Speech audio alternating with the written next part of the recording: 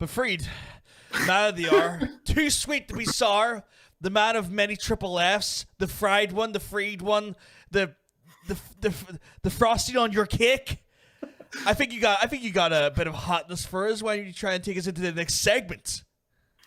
You know, I never prepare an intro for this, and I always think I should. But let's just go for it.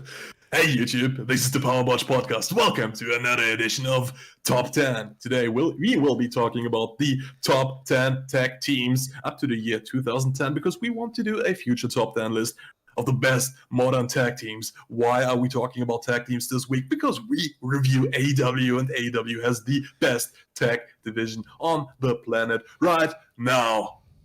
So let's not talk about the tag teams in AEW, but talk about the best tag teams of the past. How about we start with number 10? Number 10 is the Mega Powers. Oh, that's What? right. I know what you're thinking. You're probably saying to yourself, like, wait, what? The Mega Powers? Mr. Hogan? Mr. Savage?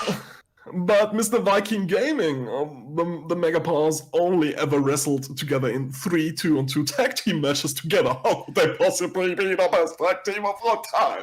Well, let me tell you, IWC, when you look at the actual foundation of the Mega Powers, you have two of the top talents of the 80s, the golden era of wrestling, two world champions, past, and I think at that point even present. I believe Mr. Savage might have been the current champion at the time as well. Yeah, and he was. You factor in that they done a year's long worth of booking, even though it may have had only 3 in-ring matches that were televised for that tag team. The amount of storytelling that was produced for that tag team across both WrestleManias was astounding. This was the first time we ever seen proper long-term booking in a tag team scenario, and you could argue was the blueprint when it came to designing the actual storylines for modern-day tag team storylines, such as the Kenny Omega and Hangman Adam Page storyline. Ooh, my. That is why they are number 10 on our tag teams of all time between 1985 and 2010. Number 9. One of them performs the worst spear in wrestling history. The other one has a finisher some say should have been on our top 10 worst finishers list. We're talking about Edge and Christian. Just like the Mega Powers, they didn't really team that long together, only 1998 to 2001 and a little bit in 2009 to 2011, but they left an impact, a big impact. WWE actually named them the greatest tag team in WWE history in 2012. That might be debatable. The Wrestling Observer called them the Tag Team of the Year 2000. They are 7 times WWE Tag Team Champions. They were part of the TLC matches, some of the best matches in WWE, period. I don't need to tell you how great Edge and Christian were. They were great in the ring. They were funny as heck. Both of them went on to have incredibly great singles career. Do I need to say more? No, I think that says it all, Edge and Christian, which brings us to number 8, the Brainbusters. And oh yes, we're throwing it back. We're getting old school with this. We're even tantalizing you with half of the 4 horsemen in Tully Blanchard and Arn Anderson, arguably the most solid in-ring workers of the 80s and 90s. The Brainbusters basically took core fundamental tag team wrestling and created the actual blueprint of modern day fundamentals as we know it when it comes to tag teams. They were masters of the spike pile driver, insidious heels who managed to get you so angry that you would almost cause riots. They were brilliant tacticians and always made sure that they were putting over their baby faces in the best way possible. People like FTR today and other great tag teams owe so much to the Brainbusters when it comes to the aspects of fundamentals and how they're executed well can draw out massive amounts of heat. Now, we obviously saw them as theoretically part of the Horsemen in WCW. They then became the Brainbusters as they joined WWE or WWF at the time, so a little bit of a name change depending on what part of the era you want to look at. Sadly, we're split up though when they left WWF. That was because of Jim Herd and his machinations to try and get cheaper talent. And after Tully, he failed a drugs test. Basically, allegedly. I don't know if it's allegedly. He's admitted it. He's actually said on AEW Unrestricted that he was basically used as a means to try and get a cheaper deal out of Mr. Arn Anderson because Jim Herd knew that the cost of Arn Anderson would come rightly down if he didn't have Tully with him. He was buying a package deal. If he only takes one in, he could get less money for him. So even though they were kind of screwed over and their time in the limelight was cut very short by unfortunate circumstances in regards to drugs and alcohol, we did still get one of the best tag teams in the world that are still reigned on today. As all of their praises are coming down on FTR's faces, and we'll see the fruits of that extended labor hopefully over the coming months. Which brings us to number 7. Number 7. Before Scott Steiner was known as a professor and a genetic freak, he used to team with his brother Rick. 1988 to 1999 was their prime time as a tag team. They teamed up together in TNA in the mid 2000s a little bit, and you can spot them on the indie circuit these days sometimes. What we're talking about, the Steiner Brothers in the 90s. Both guys with a collegial amateur wrestling background. Those are big guys, big guys who have the technique, they have the speed, they have the power. You could see like those big lads do high flying moves like the Frankensteiner, top rope Hurricane Rana, who's impressive back then. And the Steiners have the record to back up the legacy. A 7-time NWA WCW champion, 2 times WWE Tag Team champion, Pro Wrestling Illustrated Tag Team of the Year 1993.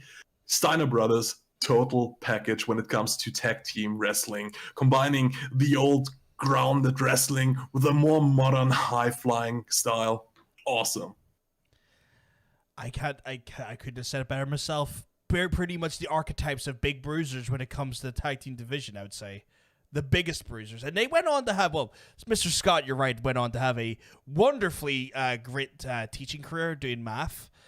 He was very good at one point in educating new wrestlers on how to actually get the outcomes of matches, especially if your name was Samoa Joe. You got such a great math course at one point. Don't muddy the waters. We will get to Steiner's promo eventually. Yeah, we'll get to that promo eventually. No, a slight tangent. Go to YouTube, Google on YouTube, Scott Steiner versus the English language. You won't be disappointed. I'm going to do that later, let me tell you.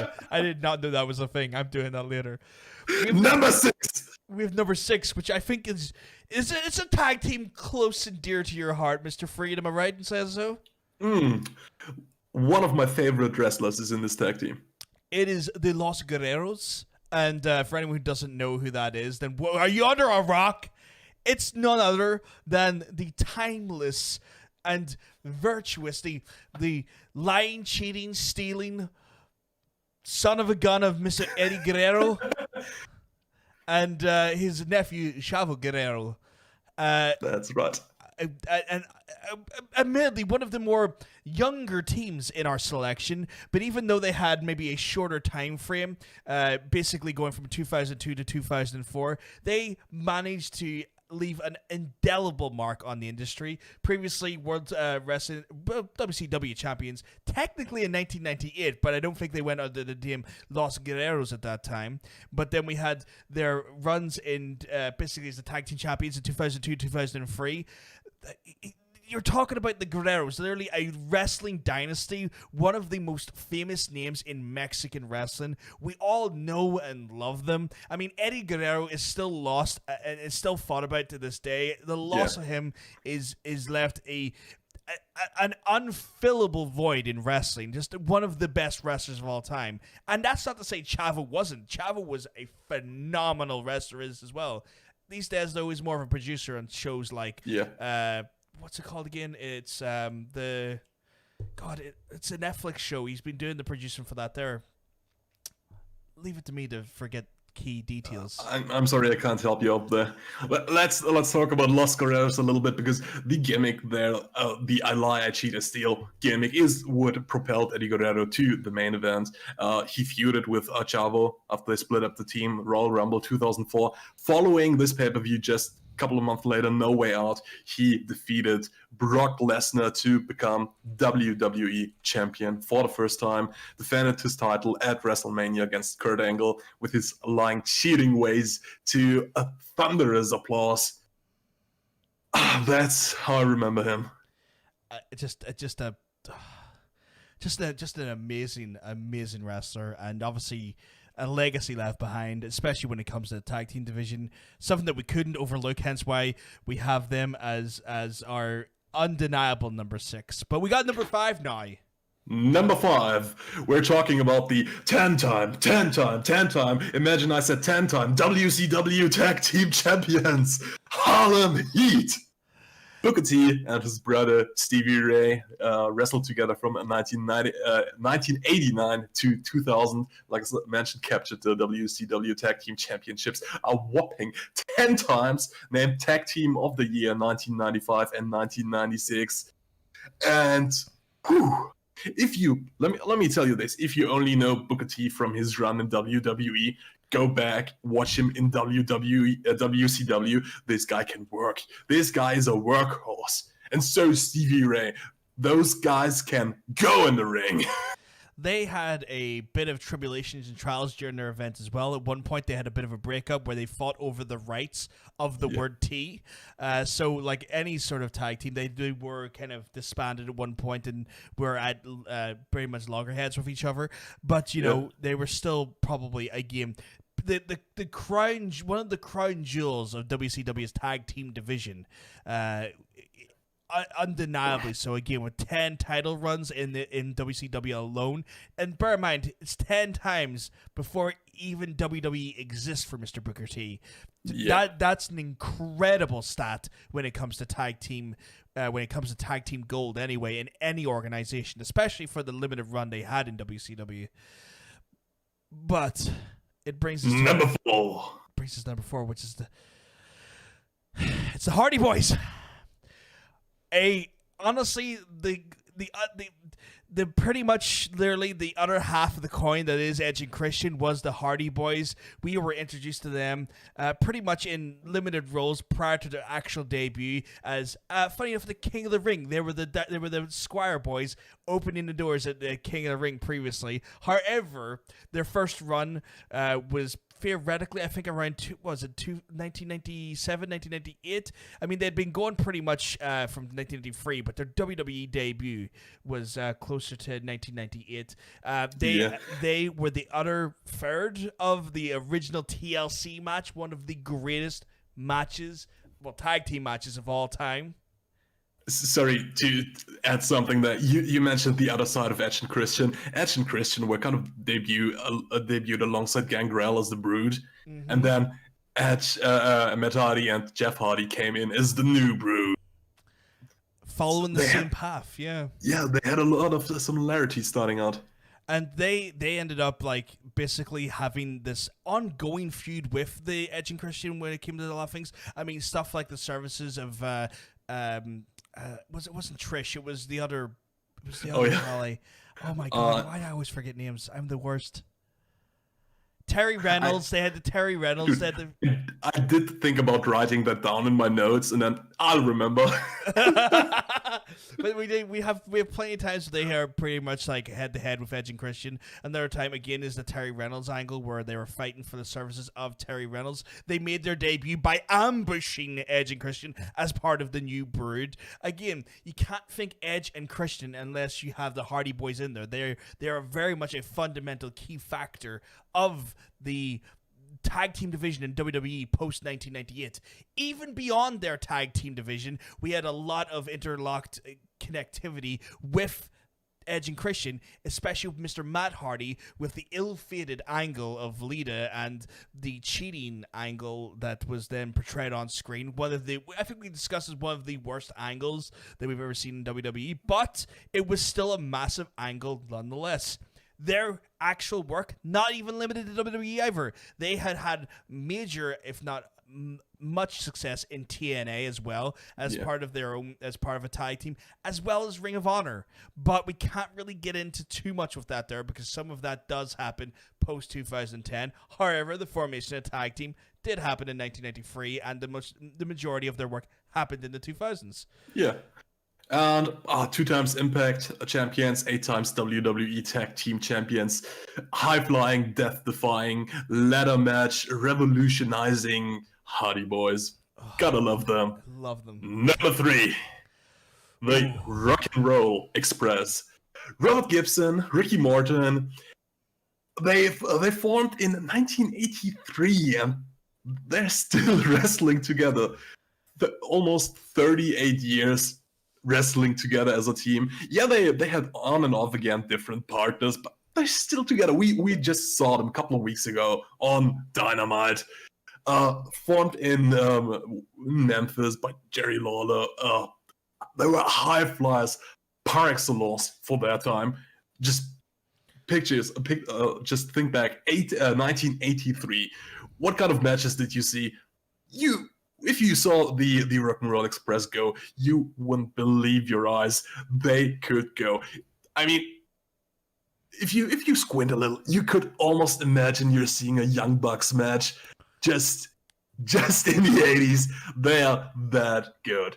If you haven't seen a match of the Rock and Roll Express and think, oh yeah, old school wrestling is just boring, it's just worked punches and rest holds, and then you see a leg drop, and that's the big move of the match. Nah, the Rock and Roll Express will defy your opinion of what's old school wrestling. Had a long rivalry with the Midnight Express with Mr. Jimnet Cornette. Jimnet Cornette. They have been 2 times NWA champions. Pro Wrestling Illustrated named them Tag Team of the Year in 1986, and because they spent a long chunk of their career in Smoky Mountain, they captured the Smoky Mountain Tag Team belts 10 times. It's no small feat. That is quite a feat. That is an incredible feat. Jesus. And you could argue that they are pretty much the blueprint of the Young Bucks to this very day. Like, I mean, the attire they wore is very much carried on by the Young Bucks at this point. Like, they have like the tassels and the flamboyant gear that they have. Like, it is pretty much Young Bucks are a revival, pardon the pun, of these guys. I say pun because obviously we have the revival currently in a different name, but you know what I mean. But we pretty much, the Young Bucks are the revival of the Rock and Roll Express. Just like FTR are the revival of the Brainbusters. Yeah, we've talked about this. Yeah, but how about we talk about number 2? Oh, what a rush! We have the Road Warriors, or if you're not familiar with the Road Warriors outside of WWE, the Legion of Doom. These guys were pretty much intensity on wheels with their wonderfully how would you even describe him? Like, just poetry in pure promo form. Paul Ellering. They were essentially the biggest, baddest, most aggressive guys on the block when it came to tag team wrestling. They were not just satisfied with domination of the tag teams in the Americas. They had a historic career across the world, including in parts of Japan, Jim Crockett's version of the WCW, as well as WWE. These guys even went to New Japan at one point during the 90s. They were all over the world, and they were actually billed as the Hellraisers while over in New Japan Pro Wrestling as well. Slight name change there, but just a little bit of insight for you. They first started in 1983, and they went right up to 2014. However, it's not all great, even though there was a lot of amazing angles and amazing matches for Warriors. There was sadly the alcohol problems that Mr. Hawk did face throughout his time as one of the Road Warriors, which ended up leading to pretty much the demise of the original run of the Road Warriors at one point. We then had Draws join in at LOD 2000, which was arguably not the worst version of LOD because, you know, that's still yet to come. But it did kind of make for Hawk's retirement from the business, and it was never really the same. And then we had it besmirched even more by LOD 2005 with Heidenreich. So even though we did have a little bit of a bumpy road towards the end, the careers of Mr. Hawk and Mr. Animal were well cemented throughout their run between 1983 to at least 1998. Hell of a run. Yeah. Named Tag Team of the Year 1983 to 85, again 1988. Hall of Famers everywhere. Pro Wrestling Hall of Fame, NWA Hall of Fame, WWE Hall of Fame. Legit one of the greatest tag teams of all time. But number one, they are 9-time WWE champion, 8-time ECW champion, 3-time Impact champion, 2-time IWGP champion, 1-time WCW champion, Tag Team of the Year 2001 and 2009, Tag Team of the Decade 2002-2009, voted by Pro Wrestling Illustrated. Hall of Fame acceptance speech, best ever, I have to say. Need I say more? D1, get the tables! Oh. The Dudleys. The most decorated tag team in wrestling history. Just speaking for myself, my favorite tag team of all time. You could argue. Bubba Ray is a gifted talker. He is a monster on the mic. They are both beefy guys who know how to work in the ring, and they've just managed to create a legacy that is you can't compare that to anything. If you think about tables, you can't help but think about the Dudleys. Innovators of violence, you would almost call them. And when you think about it, we talked about Edge and Christian and the Hardy Boys being two sides to one coin. The Dudley Boys could be argued the third sign of the mythical three-sided coin when it comes to that. They're the other half of the TLC match, probably one of the best WrestleMania matches ever had. They were pretty much the core foundation of what led to some of the best freeway rivalries during the 1998 to about 2002 onward. Incredible wrestlers, but not just incredible wrestlers in a tag team.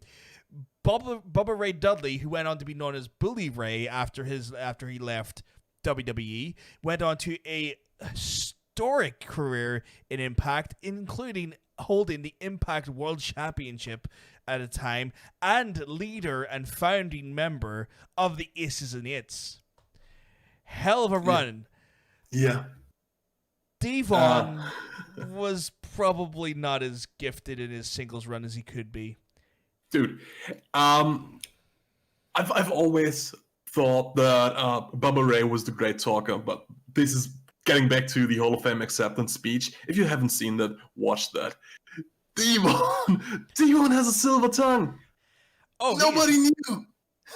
He's incredible, and this is the worst part about it. Like, he was given the Reverend gimmick, and I'm like, he should be so much better than this. He could be so much better than this. And he is! He's so much better than that.